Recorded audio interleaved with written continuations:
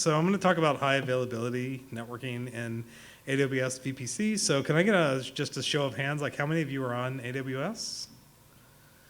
And how many of you are in VPC on AWS? And how many of you are not in VPC on AWS? Okay. So two of you. All right. So just a little bit about who I am. So I'm an infrastructure hacker at SignalFx. We just launched on Thursday. You may or may not have heard of us. We had a lot of tech press and whatnot go out, but pretty good place to work. 12 years of experience in tech. That's if you count like post-college experience. And 3 years hacking on AWS, trying to make it do what I want, which is still very, very difficult. I've worked at different companies like Google and FedEx and Uyala and now SignalFx, of course. And again, just thank you guys for coming, and I hope this is useful. And here we go. So I'll be talking a little bit about the traditional, like how AWS traditionally says to set up your VPC.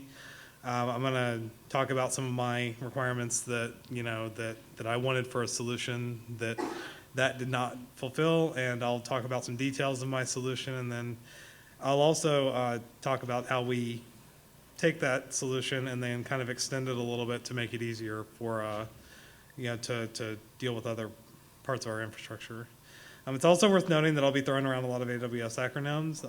I'll try to define them as I go. If for any reason that you feel like I missed one, please just kind of get my attention and let me know, and I'll try to go over that. And at the end, I'll take Q&A. So if your question is, if you would like to ask questions, please feel free to do so. All right. So one thing to note, so this is the traditional VPC design. And one of the things that you'll notice is in VPC, I'm kind of taking a lot of liberties here because what actually happens is you're in a subnet.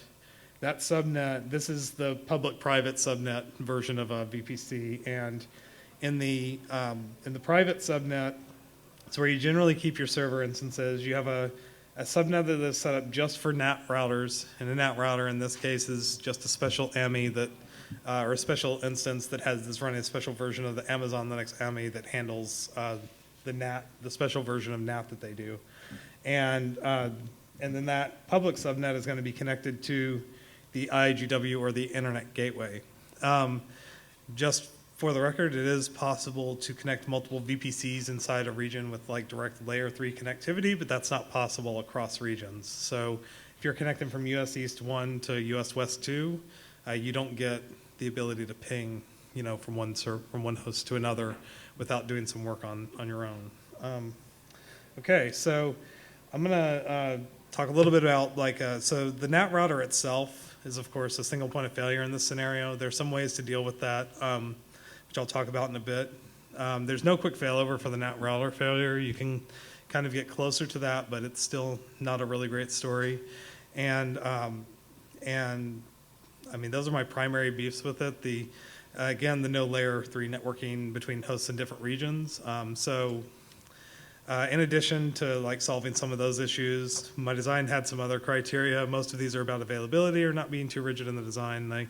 I don't want to bore you with too many of the details, but one of the important things is that the way that we use the system should not make it impossible for us to take advantage of the cost differences.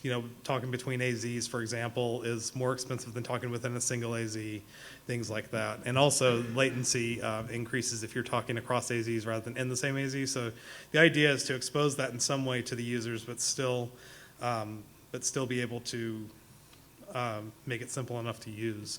And my users, in my case, my users are my developers, right? So a lot of this has to do with enabling those users to self-service and spin up hosts, spin up LBs, spin up all the things that they need to do in their jobs. And this is my onion of abstractions. I guess everyone needs one, so here's mine. I'm going to briefly discuss the naming, how they map to AWS concepts. So we have regions, and the way that I name regions is basically with the provider plus the region. So for AWS US East 1, it's just that hyphenated together just so that I have a unique string that identifies it. There's the culture, which is identified with 2 letters, 2 arbitrary letters, and the cell, which is identified with 2 letters of the culture in which it belongs and 2 letters that are just arbitrary. And the idea here is, a developer looking at this and trying to decide how to make their application available needs to make sure that they have their application spread across cultures, spread across cells, whatever. So the cells can include front-end or back-end services or both. From an infra perspective, the cells are the level at which maintenance occurs. So when a cell is degraded, that could affect production traffic in that cell, and it's very similar to a data center in the traditional sense. Cells roughly correspond to and are completely contained inside a single AZ, so a single availability zone. So within, if there's a single AZ failure, it will affect any cells that are in that AZ. And cells communicating at the same to the same culture have higher performance than cells in different cultures, and that's because inside a VPC, when you connect from one subnet to another, if those subnets are in the same availability zone, it's going to be lower latency, less cost than if you connect to another availability zone, higher latency, higher cost, slightly. And multiple cultures can exist in a single region, and there may be a number of different reasons why you'd want to do this. Most of them boil down to you find a scaling problem in EC2, or you find an administrative reason, like maybe HIPAA compliance or something like that. My company is not a HIPAA company, so that's not our particular concern. There may be other reasons that I haven't thought of yet. Okay, so first things first, we'll start with the, I guess I should tell you, this is kind of, the cell is like the culture of cells in like a petri dish. That's kind of where the names come from. So, all right, so the routing and the front end subnets. So when you're building out the cell in AWS, the objects that you have to worry about most are the routing subnet, the front end subnet, and the private instance subnet. The routing and front-end instance subnets use the internet gateway as their default route, making them public subnets in AWS. So in AWS, when you're talking about subnets, those subnets are associated with the routing table. The routing table for these subnets includes the IGW as its default route, meaning that it can have a public IP address. Like that's how you get a public IP address in VPC. The private instance will use a NAT instance's NIC in order for its default route. So the way that this happens in AWS is your packet goes into the ether of the AWS network, and then AWS sends that to the NIC of your instance that's serving as your NAT. And if you want any more details about some of these AWS specific details, I'm going to try to push these to the question and answer session, I guess. All of the instances in these subnets will be able to use the Amazon network to directly communicate, which is really important because when you're in a single VPC, even if you're talking across AZs, that may cost a little more, but that's going to cost less and be less and have less latency than talking across regions. And in order to make sure that that's reflected in the model, there's another level on top of the cells called cultures. Since all the instances are in a single AZ, again, sorry. All right. So once we have once we have cells built, then we can look at a bigger level. That's where the cultures come in. The cultures more or less correspond to a VPC in Amazon, and they're meant to provide a container for a number of different AZs that you want to administer together in one network. So VPC allows you to have a lot of control over like network numbering and things like that. The cells themselves are kind of different administrative zones. So each cell's routing network is connected to the IGW. So the routing subnet remember I said the routing and the front-end subnets are both connected to the IGW. Because the routing subnets are connected to the IGW, that allows them to send traffic out to the internet. So there will have to be some instance in the routing subnet that acts as a NAT router. This doesn't change from the traditional design, although how it works does change. All right. And another thing is that you can have multiple cultures. You can have cultures in other regions, or you can have multiple cultures. So as I pointed out before, you really can't see the background, but this is circled, and the culture AA and AB are both in the same region, AWS US East 1. BB is in AWS US West 2. Those will have their routing subnets that are connected to the internet via the IGW again, and that connection over the internet will allow them to have access to one another. So all of the routers have to have public IP addresses. All right, and of course you can also throw in a Corp VPN just for fun. So, all my developers need to get to the different machines. They connect to a Corp VPN, which provides them access to all of the different regions. They can log into, wherever that machine is. All right, so let's see.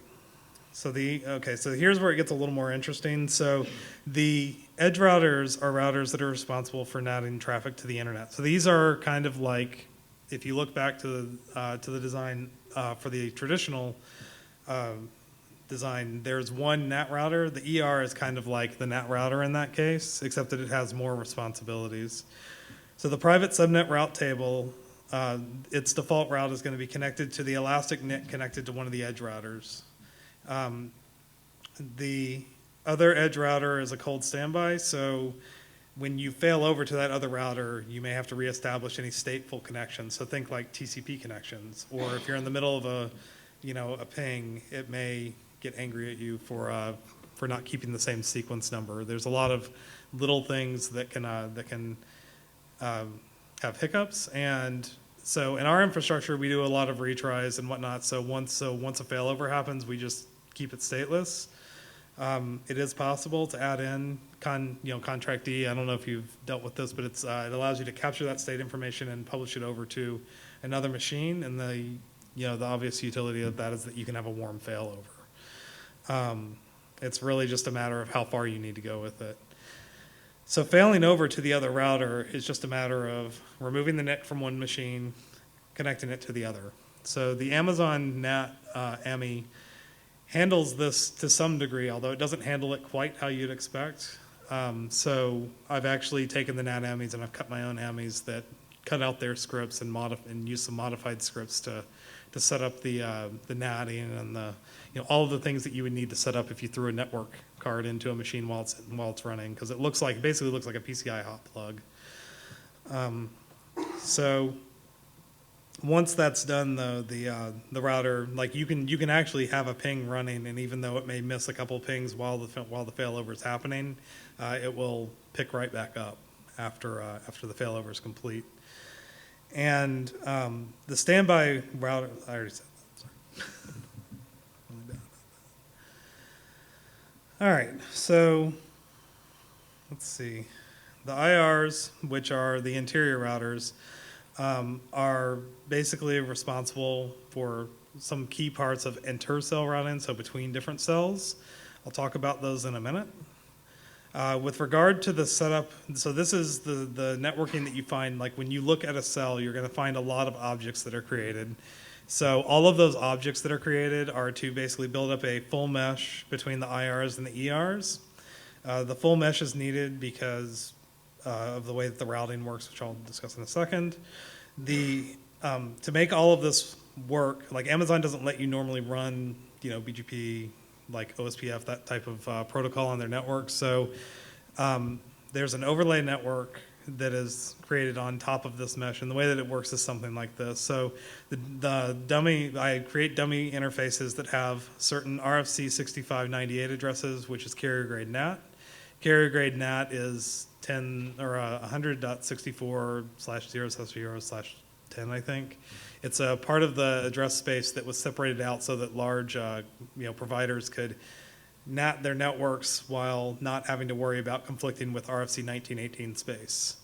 It's pretty likely that Amazon uses this on their internal networks because they do not allow this type of network address to traverse their, like you cannot send this to another machine. So in order to get around that problem, I put IP tunnels between each of the machines to get a static, like, RFC 6598 address. I then use OSPF to advertise intermediate space, so also RFC 6598, just a different address. And then I use internal BGP over that intermediate space for the peering. The ERs handle all, basically the ERs, like I said, they're responsible for NAT, so they handle all non-RFC 1918 addresses, and they basically, the next hop for those addresses is going to be the IGW. So if you're going to, some external IP address, it'll hit that. The ERs pass all RFC 1918 traffic to the IRs, which route it to the IRs and other cells. So basically, I've reserved all of RFC 1918 space for internal use, so that whenever you see that, you know that it's not going on the internet. So it shouldn't be handled by, it should not be passed out onto the internet, and it also is straight up blocked by the routers. They will only forward it to other, to the IRs. Yeah, and the ERs are also, part of that RFC 1918 space may be the Corp VPN router, of course. Okay, so the IRs are connected to one another over the internet. So this is back to they're connected to the IGWs. They have public IP addresses. And the, let's see, so they're connected over the internet to one another, and the way that works is they have IPsec tunnels set up between each of the different machines. So, there's a lot of tunnels going on here to hide a lot of these addresses from Amazon. But once you get to this point, so now we have a redundant connection between cells. So you can see that there's one connection to from each IR in each cell to both of the other IRs in each cell. And this allows you to basically get that communication. So now we also, remember I mentioned that inside a cell we're using internal BGP. That's why you need a full mesh. Outside the cells, we're actually, like from cell to cell, we're using external BGP. So we're using private ASNs, autonomous system numbers, so that you can basically pass routing information between the cells. And there is a discussion about whether you should do it at the cultural level or the cell level. It's really a matter of what kind of failure domain that you want. So in our instance, we connect everything from one cell to another so that a complete cell can be, sorry. Question, so how do you know that the redundant connections aren't going over the same physical layer?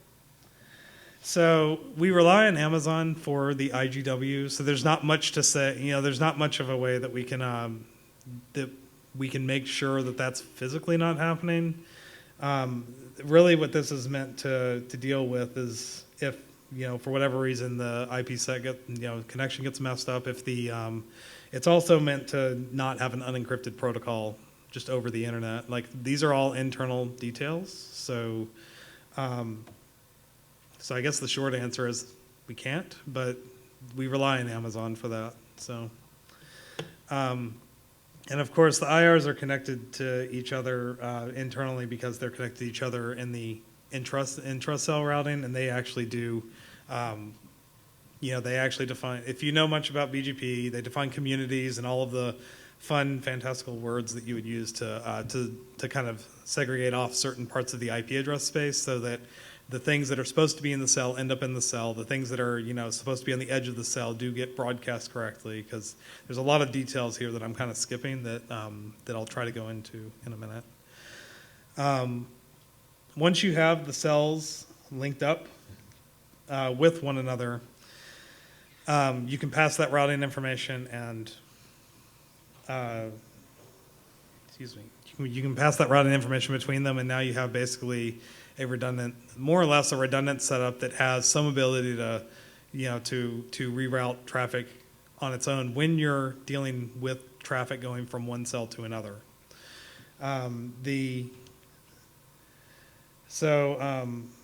You might notice that if we go back to roughly here, the ERs are where all of the traffic goes in for the NATing. So one of the problems that we haven't solved yet, which it hasn't become a major problem yet, but the traffic that's destined for the internet hits the ERs, but so does all the traffic that's destined for another cell. So it'll go ER, IR, and then the other cell. That traffic could be eliminated. You could skip the hop to the ER if you were to take basically your BGP route tables and synchronize those into an Amazon route table. Currently, we don't do that because it just hasn't been a big issue. But if we get to a point where, like, scaling the network becomes an issue, I'm sure that we would do that very quickly. So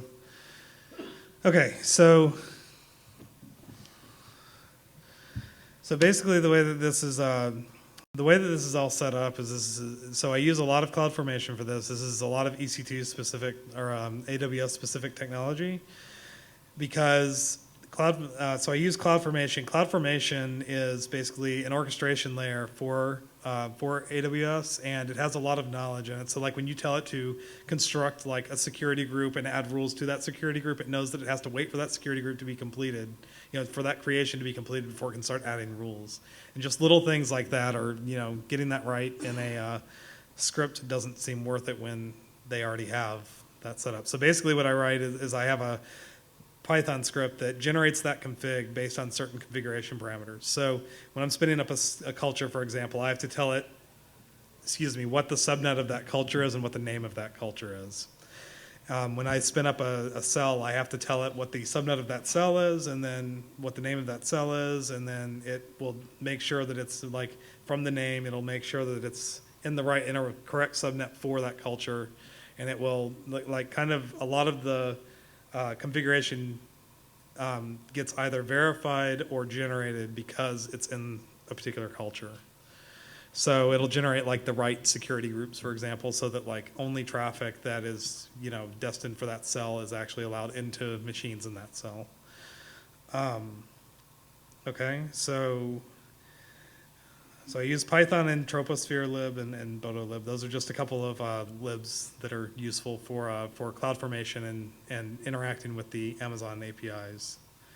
The cultures and cells are managed by separate tools. So as I was saying, I have a way to spin up a culture, a way to spin up a cell. Those are actually different tools, but they rely on a common lib, and that's how a lot of the configuration can propagate between them. So when I create a culture with the culture tool, and then I go and create a cell config tool, I have to tell it a name. That name can be used to identify the culture, and there's a lot of information that's just pulled right out of Amazon from that cultural config to make sure so that the user doesn't have to try to generate the same kind of data multiple times. It's just you enter it once, you set up the thing, and then the thing is, and then that config flows down to the other objects. There's some things that need to be kept track of course. So you heard me mentioning things like intermediate addresses and dummy interfaces and all these. All of these IP addresses have to be registered somewhere. So the idea is that a user should be able to ping from one host to another, from one cell to another. And yeah, there may be some additional latency, but there won't be like just a layer 3 block. Like you have layer 3 connectivity from host to host throughout our entire infrastructure. And that means that you're not having to implement, I have worked at other companies where the strategy was to run an HA proxy on both sides, in both regions, and then have every service plumb through that HA proxy. I think that is really difficult for developers to deal with, and it really makes them have to solve issues that I think are, the network layer was meant to solve. So this whole infrastructure was designed to make sure that we had layer 3 connectivity end to end, not having to, pretend like, even though we're using RFC 1918 addresses, there's no natting as far as the hosts are concerned. Like, there is as far as like getting across the tunnels and whatnot, but once you look at the network fabric that is on, the overlay network, there's just, I would like to think that it's very nice for the developers not to have to worry about that, but at least for me, it makes it easier to troubleshoot when something goes wrong. Because it's usually not that overlay network, it's usually, server's not configured properly, or a firewall rule is out of place, something like that. The routing protocols are all implemented in Quagga. I'd like to try Bird. I saw the Fastly talk earlier today. I don't know if any of you saw that. And a lot of this has to do with we need routing to do some of these problems. So I'm using Quagga. We're using Amazon Linux. That's why we're using Quagga, because Quagga is very easily available. There's probably a lot of work that could be done to improve that side of the equation. All right, so here's a couple of interesting numbers. Once everything is said and done, once you spin up a culture in a cell, so a cell is composed of 86 individual AWS objects when running with 2 IRs and 2 ERs so that you're redundant. Those 86 objects would have to be created by hand and maintained by hand or by a script or something other if you were to create them by without going through CloudFormation. It turns in it turns into a very long JSON description. It's something like, I think, about 700 lines or something. It's pretty crazy once it gets all expanded, but it's actually quite manageable within the scripts, because they will, like I said, when you're updating a cell, when you need to update the configuration, it'll pull config that has already been set in the cell, and unless you're overriding it, like say the number of IRs, it'll know that they're, if you have 2, it'll know which 2 exist, and it will actually allow you to just reuse that config without having to manually specify. And there are some ways to override some of those settings so that you can do things like decommission routers, institute new routers, spin up new routers, stuff like that. The culture is composed of 22 AWS objects, and that includes things like a bastion network to be able to have kind of a backdoor if something goes wrong with the VPN, and and to provide but really that's the only instance at the cultural level. Everything else kind of exists at the cellular level, and the cell is kind of, it's like I said before, it's the unit of maintenance. So when I say that I'm going to degrade, say, BBAA, on Thursday, then people that are running their applications in BBAC and any of the other cells even within the same culture should be relatively insulated from one another. There's obviously more risk to the culture than there is to another culture, but that's kind of, when you're planning your availability, it lets, when I say something's going under maintenance, it gives the developers an idea of what they need to prepare for. So, and in most cases, unless an error is made, it's just that one cell that gets taken out. So.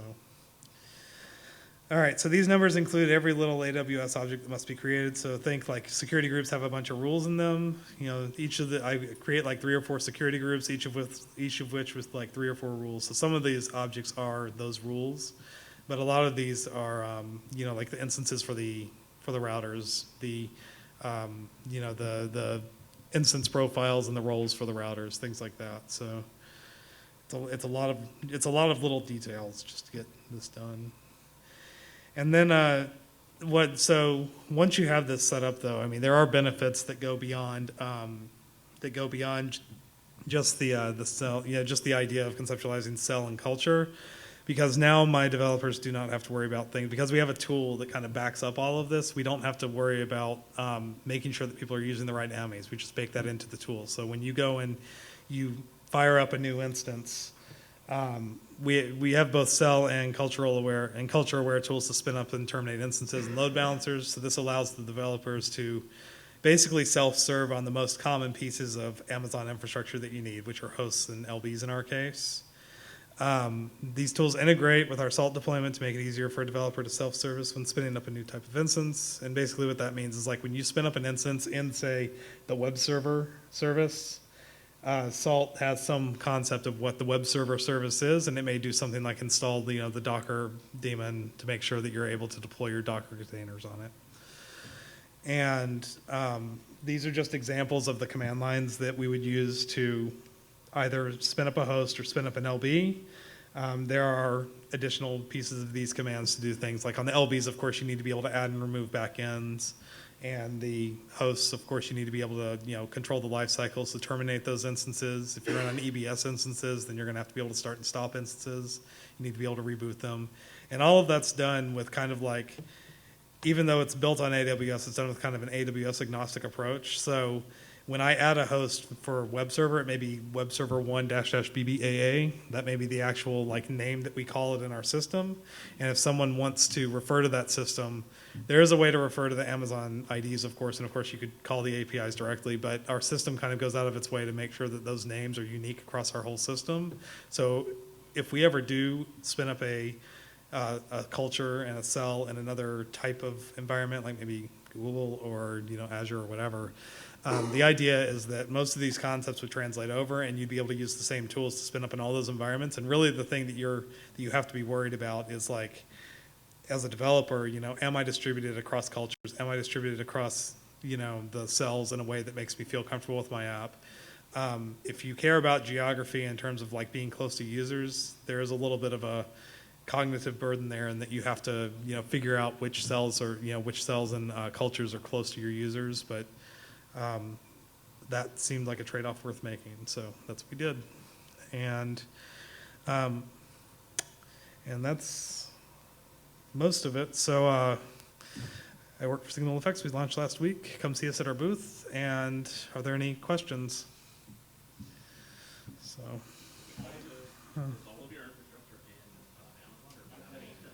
We currently have it all in Amazon, yeah. So the tools are written to be somewhat agnostic. So there's a lot of abstraction, but it's not perfect because we are only in Amazon. So some of the tools, even though the concepts are not necessarily Amazon specific, the implementation may be.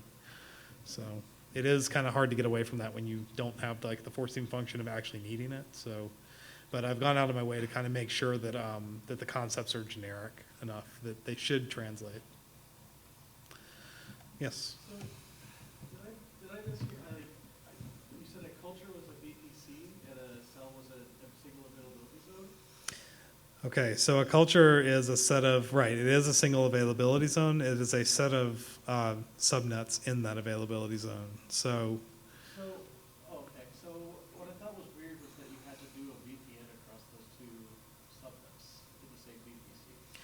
you do not. So the way that works, because of the way that VPC works, once you hit that Amazon Magic Network, if you're hitting another internal address on one of those machines that's inside the same culture, it will not go through the routers. So that's why the culture exists, is to make sure that that happens, so that you get that direct communication within the culture. Does that make sense? All right.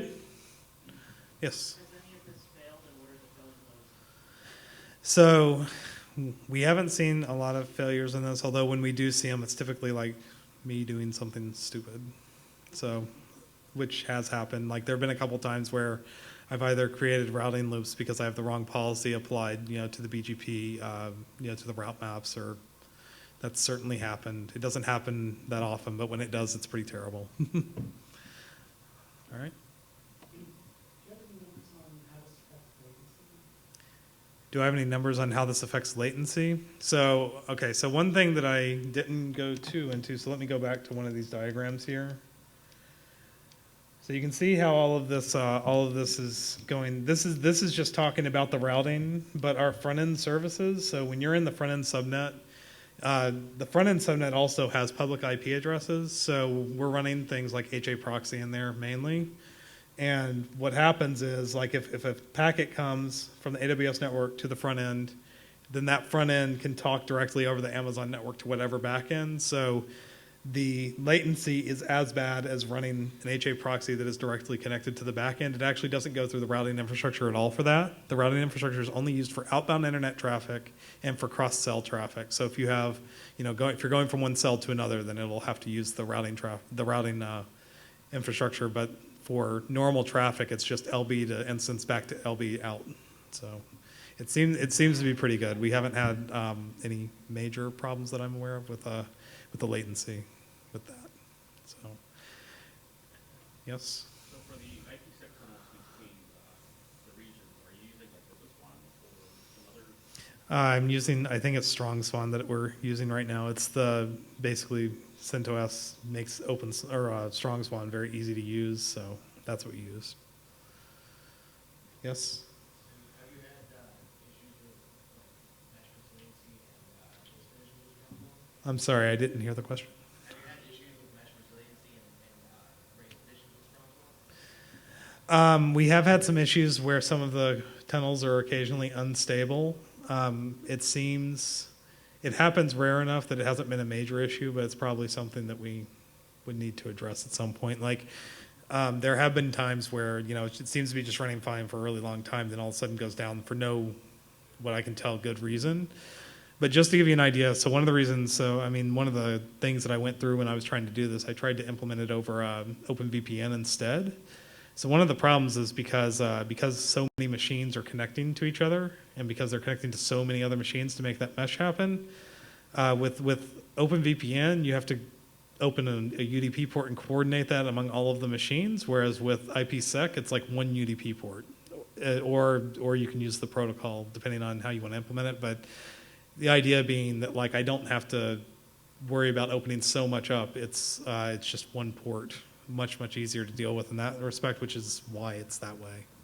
So, does that answer? Yeah. All right. Just curious, because we've been seeing weird rekeying conditions where it will Mhm. get the request to rekey before it gets to delete the component, and then it'll get the delete after that, and it'll just Yeah, like I said, we've seen it like where the connection will come up and then disappear after a while, and like it hasn't been enough of a problem yet to actually track down and fix it for good. But I agree. Right now we have basically two cultures that we're working on. Our production traffic is only out of one culture right now, and so, which is probably part of the reason why it hasn't been a problem enough yet. So it will probably be a problem like soonish, right? Yeah.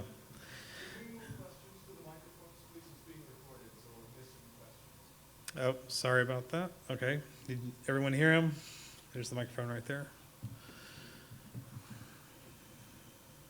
What do you do about generating this CloudFormation configuration? I understand you write it in Python, and then you have intermediate step where CloudFormation config is generated. Is there a particular library that you use, or did you have to kind of do your own? For CloudFormation? Yeah. Troposphere. So Troposphere is a really good library for just kind of, it provides a lot of function calls that basically translate into like the different objects, and then it makes it's a lot easier than writing straight up JSON. It's, you know, I'm sure it could still be a lot better, but it makes it a lot less painful, because it'll also do things like make sure that when you know, submit, it'll do some minimal checks to make sure that like you're using fields in the right way. Like there are some things that are really difficult for it to check, like if only one field or the other can exist, but it will make sure that if a field is straight up required, that it's in your JSON, and it'll tell you which one's missing before you are allowed to submit that off and try to, you know, and try to make that work. That is an open source library, yep. It's on the slides. I should post those somewhere. I don't know if we have a certain place where those are going. All right, any more questions? All right, well, thank you guys very much for coming, and that was useful.